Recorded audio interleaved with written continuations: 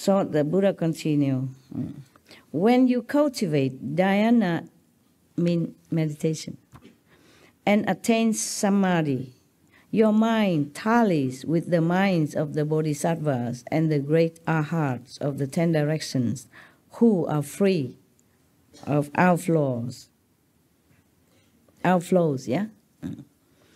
And you abide in a state of profound purity. When you do that, when you truly attain real samadhi, then your mind, your soul connects all the real bodhisattva, the true high enlightened beings, and the arhats, because they are pure themselves. So you also became pure.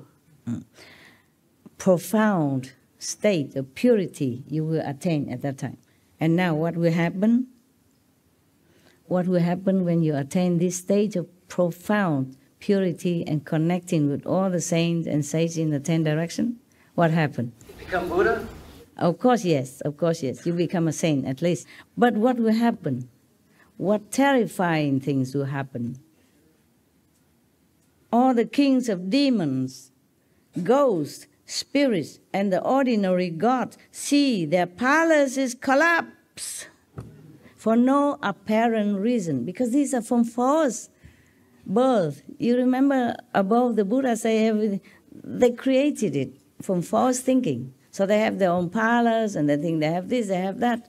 But when one person even realizes the truth and connects it with the truth in the pure mind of all the Buddhas, then their palace collapse. The Buddha said all the worlds within collapse, all the false world collapse. You see, for no reason at all, just shaking, trampling, or collapse. So the earth quakes, and all the creatures in the water, on the land, and in the air, without exception, are frightened in their world, in these false, delusional worlds. Yet ordinary people who are sunk in dim confusion remain unaware of these changes.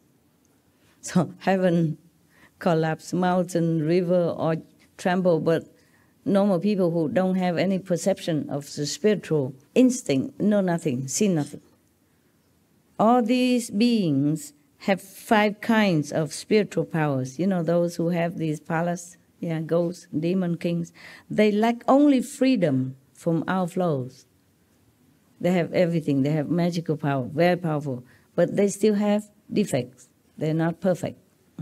That's the only thing they lack, meaning they don't have love, they don't have enough moral quality, they don't have virtuous idea, even though they are powerful. They might have some merit from past life to become a king of heaven and all that, but they're not perfect. They don't have enough compassion and love like the Buddha. Because they are still attached to worldly passions, how could they allow you to destroy their palaces? Buddha talking about these kings whose palace collapse. That is why the ghosts, the spirits, the celestial demons, sprites, and goblins come to disturb you when you are in samadhi. They're scared.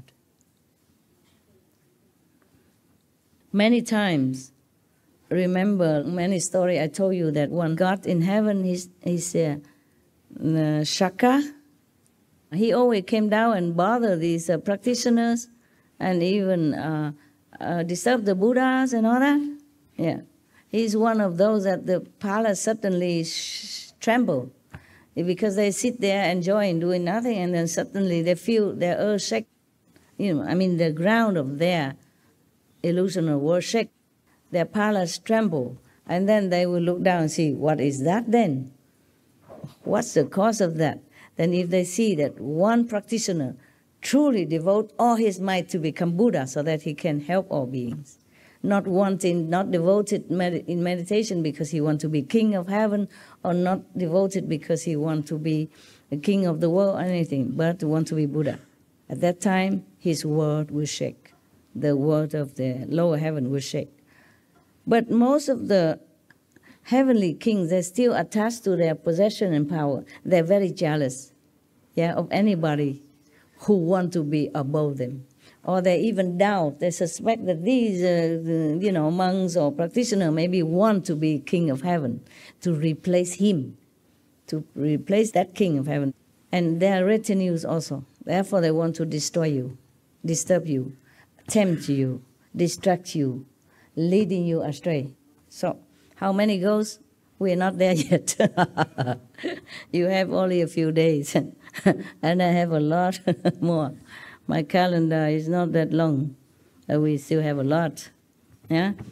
Because even just a few precepts is take a long time. But what for you are here, right? You're supposed to meditate all night anyway. And you already sleep enough all day, yes? So at night, yeah, I keep you awake, at least to make up for the time lost.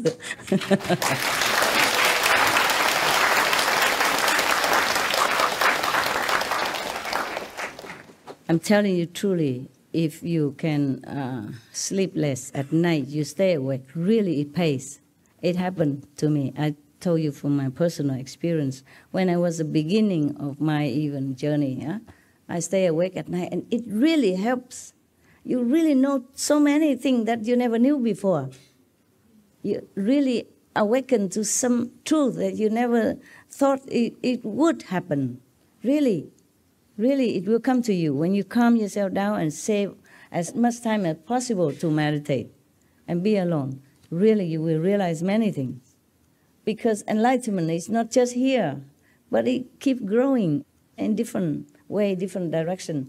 And realization has so many aspects. Yeah. And we answer so many of your questions. You don't even have to ask me anything. So now the Buddha say, so that's why they come to disturb you when you're in samadhi. Yeah, I mean, you want to meditate, you want to go higher, they want to disturb you. You and your wife had headache before, remember? So I have to tell you to reason with them. Say, okay, we just want to follow Master Ching Hai. We don't want to bother you. With really good intention. We don't want to snatch your nothing, okay? We want to go higher. Then they leave you alone, no? Yeah, okay. Now, the Buddha continue. If you are still awake, it's not yet 12 o'clock. It's okay, right? If you want me to stop, just show me the calendar, okay? You can sleep if you want. Your soul will listen, okay? Your mind will capiche, yeah? Even if your body is in comfortable position, your soul is awake. I'm talking to your soul, not your brain. Buddha. Thank you. Thank you for your hurrah, hurrah. But the Buddha continued, although these demons possess tremendous enmity, they are in the grip of their worldly passions, while you are within wonderful enlightenment. There's a contrast, you see? Even they have great hatred to you. I mean, not just hatred, but fearful of your spiritual height and determination to reach purity and true home. They're fearful of you, even though they have so much power, but they're nothing compared to you. So they're so fearful. They try to find a loophole to harm you. That's why you have to be vigilant. The Buddha do not try to condemn any of his monks or his disciples. He just knows that these ghosts, demons, they're envious and fearful of you. So he just wants them to take care. Okay? Yes. If you always believe in the Buddha or always remember, practice, then it should be okay. But as a human, forgetful sometimes, being disturbed by worldly interference, by business, children, wife, husband, kids, parents, friends, job, how can you always remember to protect yourself or even your master, okay? So when you meditate, that's when you remember the most, perhaps, and you're getting higher. So that's when their palace shaking, and they begin to tremble, and then they fear you. Then they want to come down and disturb you. If you work in a normal daily life, they don't really care so much. But when you meditate, all kind of thought, all kind of desire, all kind of thinking that you should not have coming, all the 10 directions. They even appear themselves personally to bother you, or they tell you things, or they use animals to disturb you. Yeah? All kind of tricks they do. But then you will overcome it. Just continue meditate. Recite the 5 names, pray for help, and continue. Don't give up. They will give up. They will have to give up.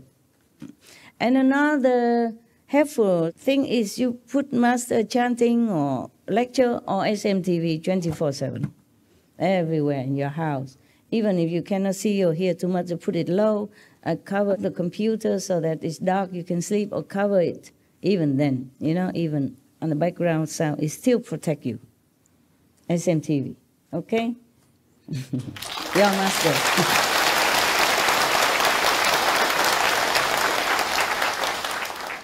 Even the demons are so fearful of SMTV.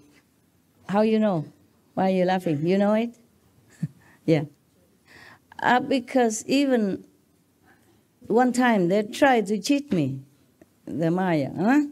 I have the SMTV on, very low volume, and I was in retreat the first day with still many of the business and disturbing things still carrying inside retreat the first few hours. Suddenly they make the SMTV so blow out of proportion voice, so scary, suddenly, whoa, a lot of very loud. And I did not even have it so loud. Yeah. So then heaven told me, they just try to disturb you. They just want to tell you to turn off the SMTV because you, I mean me, and the SMTV are forming a protective rings, around yourself and other people. They try to make the television voice blow out of proportion. Whew. And then they know I love animals. So they used one of birds outside while I was meditating. But that was the first maybe hours, and they, not afterward. I continued and they shut up. Yeah, they shut up. But they still have to want to trouble me. Yeah, they use some of the bird. That bird normally don't talk so loud. They make it bird so loud, like an elephant, crying in agony. There's nothing there, just a little bird. But you hear it like an elephant trumpeting in pain. Even I was thinking it's true. How can there's any elephant in my garden? There's no elephant around here. But I keep crying, and so I had to go out. On a retreat, I should not. But I had to go out. Even I thought it is Maya illusion, but they know I love animals. They know I cannot resist, and I really cannot. So I walk out and have a look, and I even call some of the SMTV staff to come up and have a look. There's nothing. And they use all kind of tricks. And later, I don't hear no more, whatever. I keep the TV on, whatever they do. Sometimes they destroy my machines all over the house, like 6 aircon destroyed at the same time, many machines at the same time, cars, a gate broken, everything at all the same time. Every time I go on retreat, they do that. They do all different kind of things. Yeah, but the first days, and then I continue, and then later, it's no more. There's nothing more to destroy, so they quiet down, or they just know they cannot do anything much more. Even the Maya and demon are strong, but you are stronger, remember? You are the Buddha, remember that? You have Buddha inside. Call onto that Buddha, master power, to protect you all the time, the inner power, okay?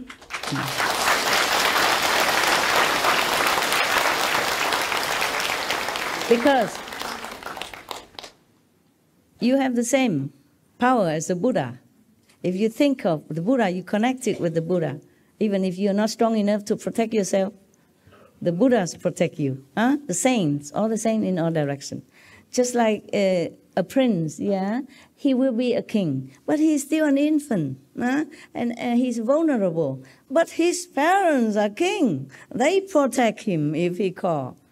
If they're near the parents, the kings, they protect him. Of course, even though he's just a small little king. Same thing. Maybe you're a small Buddha because you don't realize you are a prince yet. You don't realize you will inherit the kingdom and become a king powerful. But you have parents, are kings, okay? Don't forget your parents.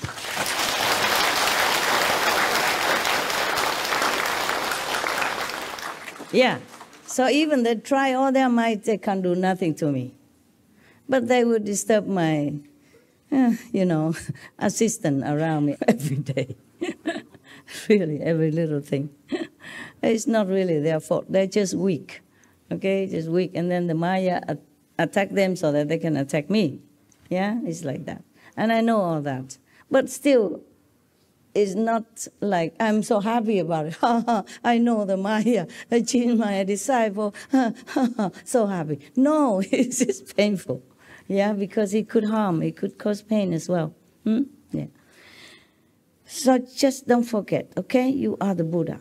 Yeah. And nothing can harm you. Remember that. When you think of the Buddha, the saint, think of the master, you're connected with the master. You and the master and the Buddhas and Jesus are one at that time. You win, okay? You will win. Continue, okay? Continue to meditate.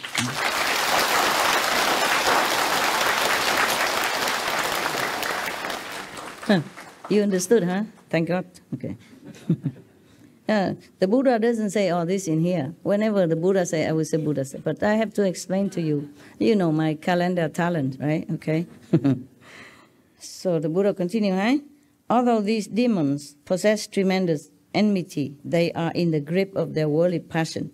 While you are within wonderful enlightenment. It's a contrast to them. By the way, every word has power. You know that, right? Yes. By the experiments of these wonderful Japanese wise men, yeah? Or even by the Qigong Madame show on our TV. Even you say no problem, it still weaken your resistance. Don't say any word that is not powerful for you. You're a practitioner. What is it, love? You want to say something? Is it okay to say Ching Hai Tim Ko Tu? Oh, can do, yeah. Because I use a mantra of Ching Hai Tim Ko Tu, I love you. That's what's been going through my mind all day. Now you recite the 5 names, okay? You call whatever name you feel more powerful to you, all right? You must connect with your Buddha nature self.